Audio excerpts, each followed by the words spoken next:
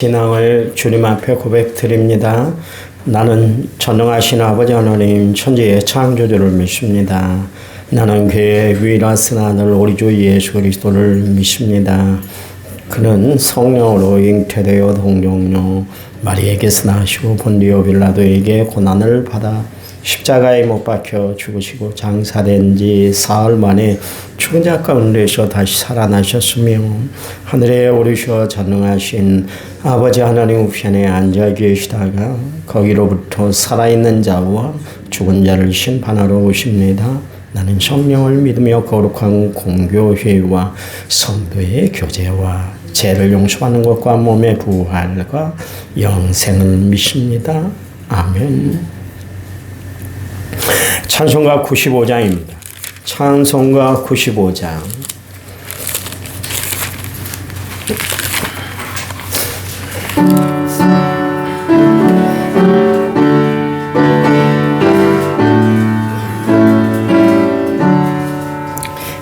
나의 기쁨 나의 소망 되시며 나의 생명이 되신 주 밤낮 불러서 찬송을 드려요 늘 아신 마음뿐일세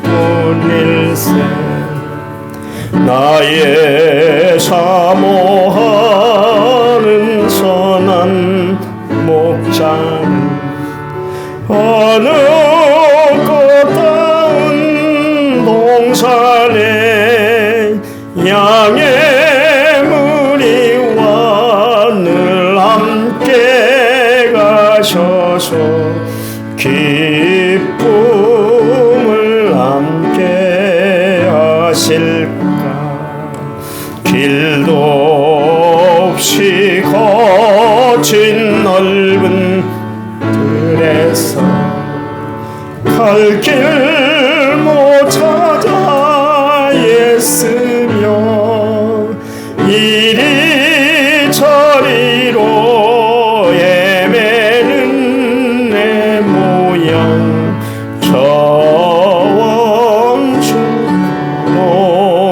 저원추농하도다 주의 자비롭고 화평한 얼굴 모든 천사도 반기며 주의 놀라운 진리의 말씀에 천지가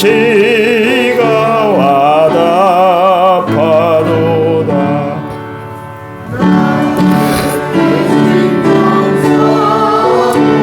하는 예수님 음성조차도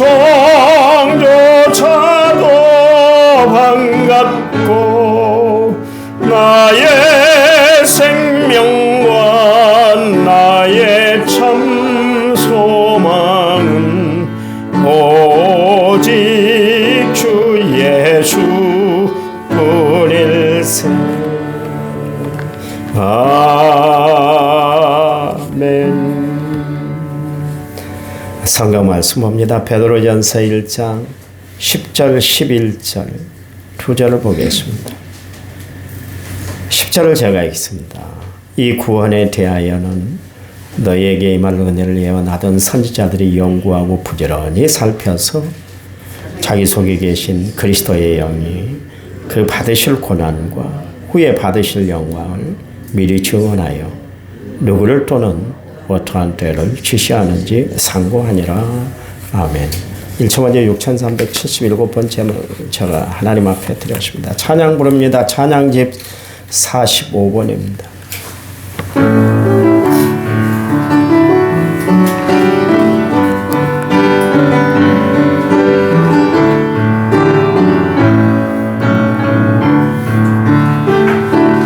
빛이 없어도 환하게 다가오시는 주 예수 나의 당신이여 음성이 없어도 똑똑히 들려주시는 주 예수 나의 당신이여 당신이 있으므로 나도 있고 당신의 노래가 머물므로 나는 부를 수 있어요 주여 꽃처럼 향기 나는 나의 생활이 아니어도 나는 당신이 좋을 수밖에 없어요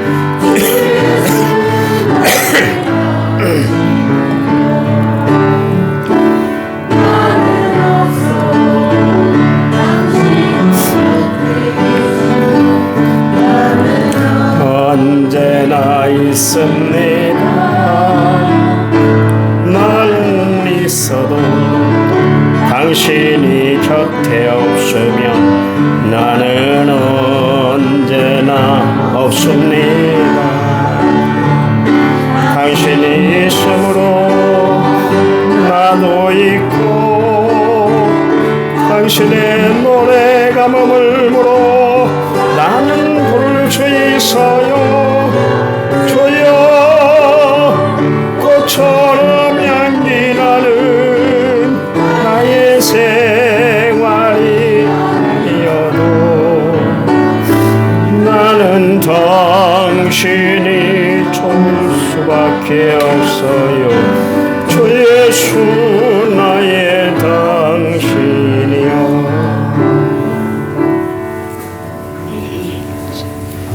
참 은혜로운 것 같아요. 나는 있어도 주님이 없으면 나는 아무것도 아니고 없습니다. 우린 주님 때문에 살아가는 인생인 것 같아요. 보통 인생을 살아가다가 앞이 캄캄하다 그런 때가 있잖아요. 불빛이 환하게 휘황찬란하게 비치고 있는데도 사람이 경급 중에 어려움을 당하면 앞이 캄캄할 때가 있어요. 앞이 보이질 않죠.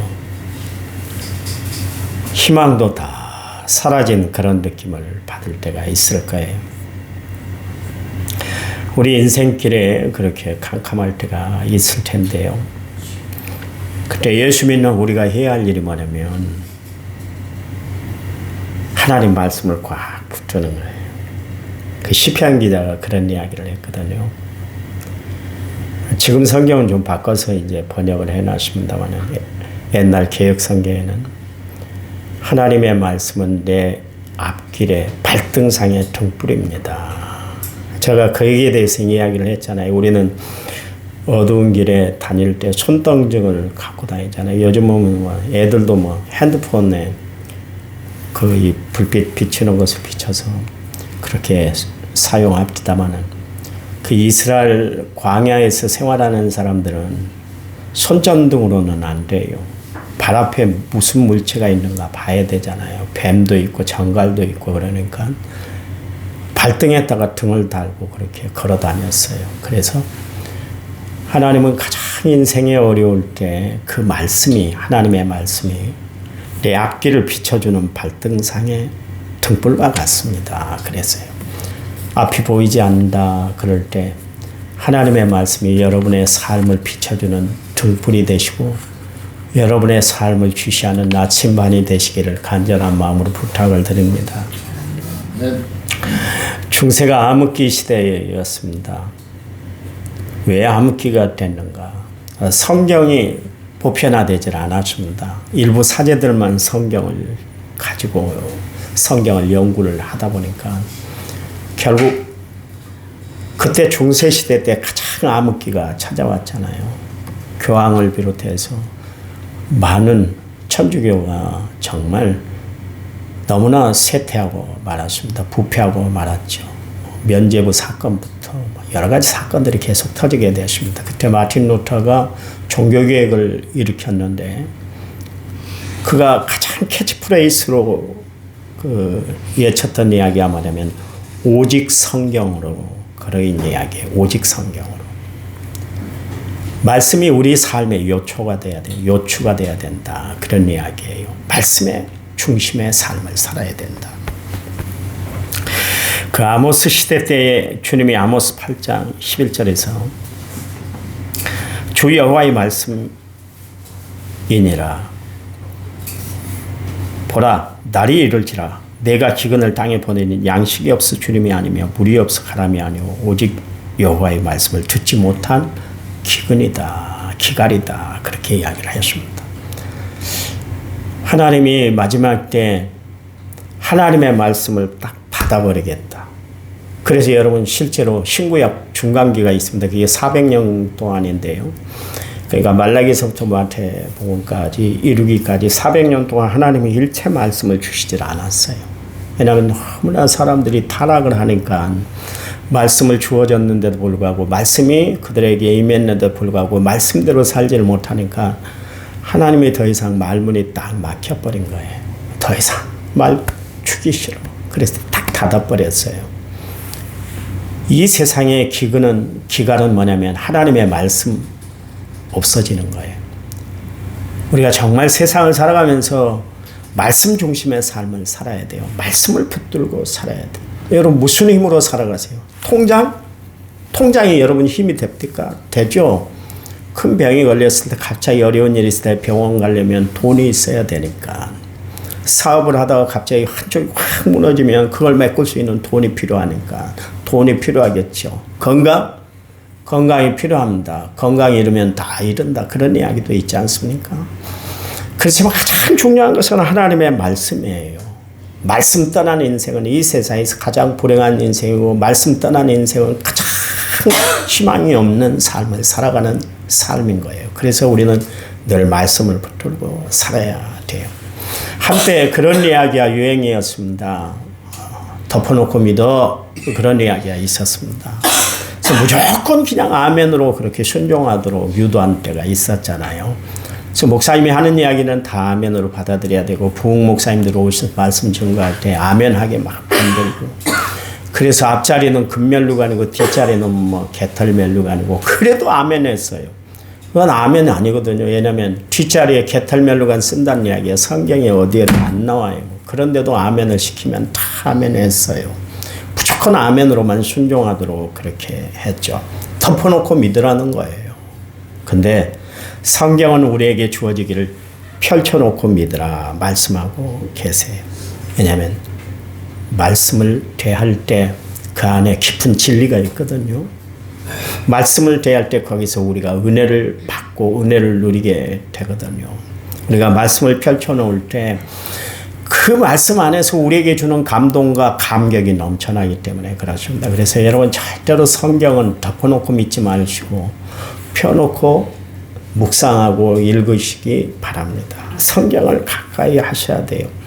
요즘 평신도들 가운데도 성경을 잘 강의하는 그런 이 평신도들이 얼마나 많은지 몰라요. 정말 기독교 TV를 보시면 기독교 관련 TV를 보시면 거기 목사님들만 말씀 전하는 거 아니잖아요.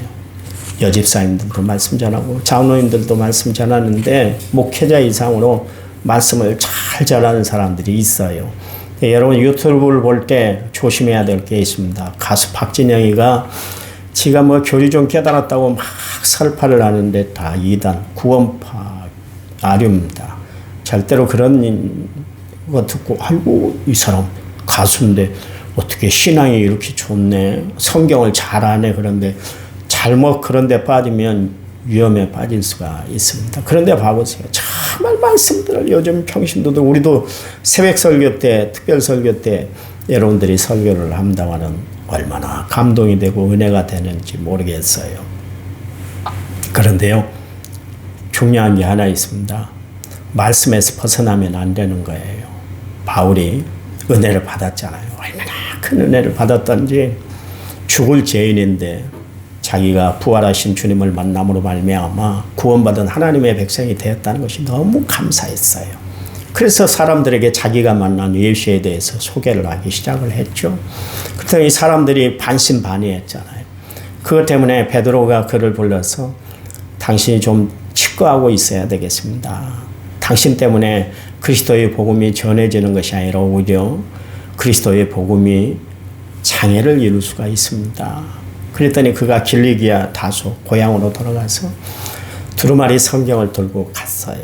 그곳에서 3년 동안 하나님의 말씀을 읽었어요. 그래서 여러분, 바울 사도는 다른 성경보다 더 구약을 여기저기서 다 그렇게 인용을 해서 하나님의 말씀으로 맞춰놓은 것을 알 수가 있잖아요.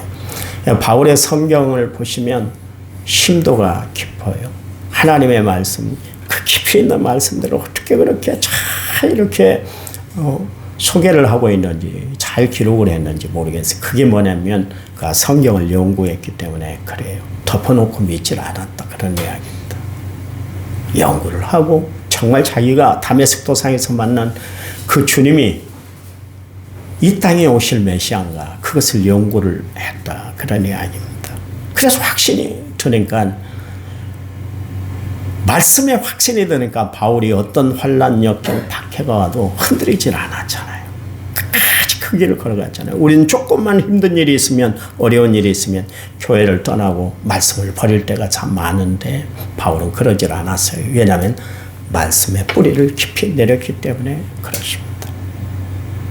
그런가 하면 에스겔이 하나님의 부르심을 받았잖아요.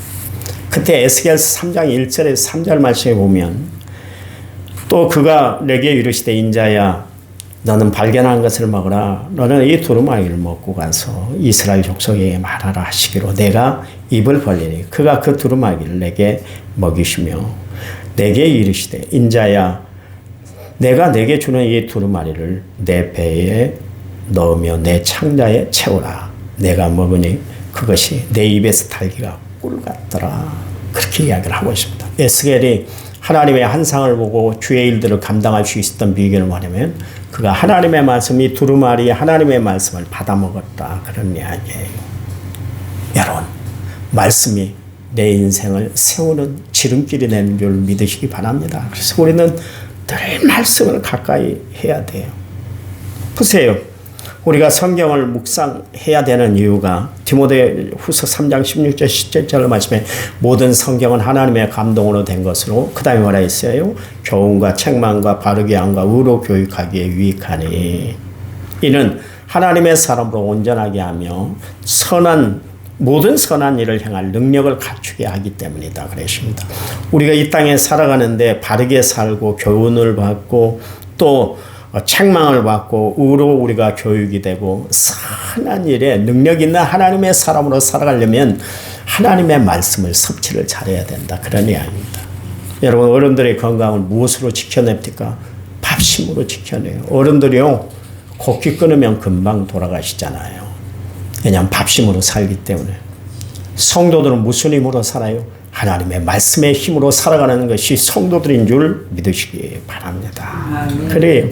우리의 삶에 하나님의 말씀을 꼭 붙들고 살아가시기 바랍니다. 그런데 말씀을 바로 이해하시고 바로 알아야 돼요. 성경을 잘하는 게 중요한 게 아니라니까. 요즘도 그거 합니다마는 성경 암송대회를 합니다. 그래서 애들이 막 시편에서부터 막 1장에서부터 몇 장까지 쫙 있는 그런 훈련을 시키는데, 제가 지금껏 한번 봐봤어요. 성경 묵상에서 전국대회에서 이 지방에서 1등한 애들 이 면면을 살펴봤더니 교회 안 다니는 애들이 더 많아요. 내가 살펴봤다니까. 뒷조사를 해봤어요. 나가서 상 받고 1등하고 뭐 전국대회에서 1등한 애들 뒷조사를 한번 해봤어요. 그들이 대학을 다니고 청년이 되고 어른이 돼서도 신앙생활 잘하는가 봤더니 거의 50% 이상 교회 안 다녀요. 교회하고 멀리해요. 교회를 다녀도 겨우 다녀요. 성경을 잘 외우는 게 중요한 게 아니요. 저도 역시 마찬가지로 목사이기 때문에 성경을 많이 암송하세요, 그런 이야기를 합니다마는 성경을 바로 알아야 돼요. 한 절을 외우더라도 바로 알아야 돼요. 우리가 가장 쉬운 게 뭡니까? 시편 23편 1절 말씀에 여호와는 나의 목자시니 내게 부족함이 없다. 이 한 구절만 외워봐 보세요. 그리고 나서 그냥 외우는 것에만 끝마치면 안 된다니까. 그래, 다윗이 인생을 살아가면서 여호와는 나의 목자시다. 그 이야기는 자기는 양이라는 것이죠. 자기가 임금인데도 불구하고 나는 주님 밑에 있어요. 나는 주님 보호 아래 있어요. 나는 주님 지켜주셔야만 돼요. 아, 이 고백이구나. 그래. 여호와는 나의 목자, 내 목자야. 다윗의 목자만 아니라 내 목자시지. 이 말씀을 늘 떠올리고 다니면 어떤 어려운 일을 간다 할지라도 어떤 험한 위경에 처한다 할지라도 주님 막대기가 그리고 지팡이가 나를 이끌어 주시고 안내해 주시지. 그래, 나도 이겨낼 수 있어. 이게 신앙, 성경을 바로 아는 거예요. 성경을 많이 듣고 설교를 많이 들어도 변화가 안 되는 여전한 삶을 살아가는 것은 하나님의 말씀의 능력을 내가 잃어버리고 살아가고 있기 때문에 그래요. 여러분, 우리가 하나님의 말씀을 꼭 바로 붙들고 살아가는, 바로 대하고 살아가는 성도들이 되시기 바랍니다. 거기 10절 말씀에 우리가 구원받는 길을 성경에 기록하고 있는데 성경에 어느 곳에도 구원받는 길이 소개되고 있질 않아요. 우리는 오직 하나님의 말씀으로만 우리가 구원받는 길이 열려졌다는 것을 아시기 바랍니다. 공부에는, 학문에는 왕도가 없다. 그렇게 이야기한 것처럼 마찬가지로 우리가 신앙생활 하는 데 있어서 정말 잘 할 수 있는, 바로 할 수 있는 비결은 하나님의 말씀이 근간이 돼야 되는 거예요. 여러분, 바른 설교는 어디서 나온지 아세요? 성경에서 나오는 거예요. 세상 책 뒤져서 설교가 되는 게 아니에요. 좋은 양서를 읽는 거 참 중요하죠. 양서보다 더 중요한 게 하나님의 말씀이에요. 그런데 요즘 교인들이 너무나 수준이 높으니까 좋은 책 읽어서 그것을 대입해서 설교를 해야만 교인들이 쫙 빨려들거든요. 우리 목사님 책도 많이 읽고 지식도 많아. 대단해. 역시 설교는 저렇게 해야 돼. 그러니까 목회자들이 그렇게 빠지는 거예요. 성경은 뒤로 하는 거예요. 성경은 안 읽고 맨 양서만 읽어요. 좋은 책 베스트셀러 있다면 그거 서점에 가서 먼저 찾아서 막 읽고 좋은 것만 이거 어떻게 설교를 할까 그렇게 연구를 해요. 어떻게 내가 대입을 시킬까 그러지.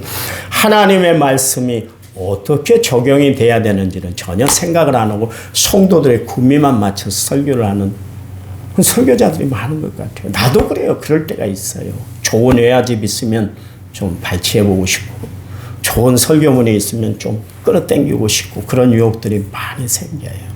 중요한 거는요. 성경은 성경으로 풀어야 된다. 그런 이야기예요. 저는 말씀을 대할 때마다 이 세상에서 가장 귀한 것이 성경책인 것 같아요. 성경책.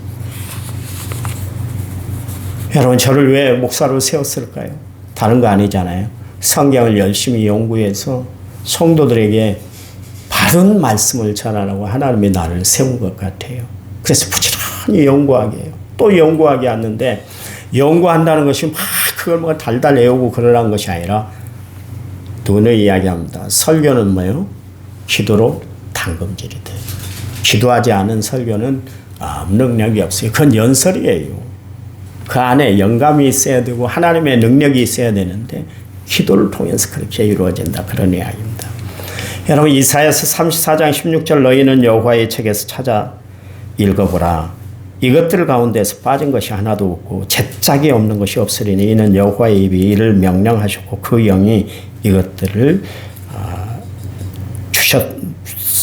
이것들을 모으셨습니다. 그렇게 이야기하고 있습니다. 이게 무슨 이야기냐면 성경은 다 제짝이 있대요. 그래서 구약에서 이루어지지 않은 일이 신약에서 이루어지고 신약의 사건이 구약에 예언되어 있다. 그래서 다 짝이 있다. 그런 이야기입니다. 성경을 대하면 대할수록 저는 은혜가 되는 것 같아요. 왜 젊었을 때 신학대학 다닐 때 그것을 왜 신학대학에서 안 가르쳤는지 모르겠어요. 맨 전도학, 실천신학, 비교 종교학 이런 거나 쓸데없는 것만 배웠던 것 같아요. 성경의 요지가 뭔가 이거 틀을 딱 잡아주고 성경을 좀 독파하고 읽고 그렇게 해야 되는데 그걸 하질 않았던 것 같아요. 그게 아쉬워요. 이제서야 성경에 좀 눈이 뜨이는 것 같아요. 여러분, 성경을 가까이 해서 성경이 뜨여지는 여러분 신앙이 되시기 바랍니다. 말씀 붙들고 승리하는 삶을 살아가시기 바랍니다. 세상 이겨내는 삶을 살아가는 믿음의 성도들이 되시기를 간절한 마음으로 이 아침에 부탁을 드립니다. 하나님 말씀 붙들고 하루 시작합니다. 말씀의 삶이 저희들의 삶이 되도록 도와 주시옵소서. 이제는 길이요 진리요 생명 되신 우리 주 예수 그리스도의 은혜와 하나님 아버지의 지극하신 사랑과 성령님 위로 교통 은혜 충만한 역사가 오늘 말씀을 받은 모든 성도들을 위해 이제부터 영원토록 함께 하시기를 간절히 축원하옵나이다. 아멘. 우리 합심해서 기도합니다. 기도하실 때 우리 신영선 집사 시아제가 어제 돌아가셨습니다. 혼자 사시는 분 있잖아요. 그래서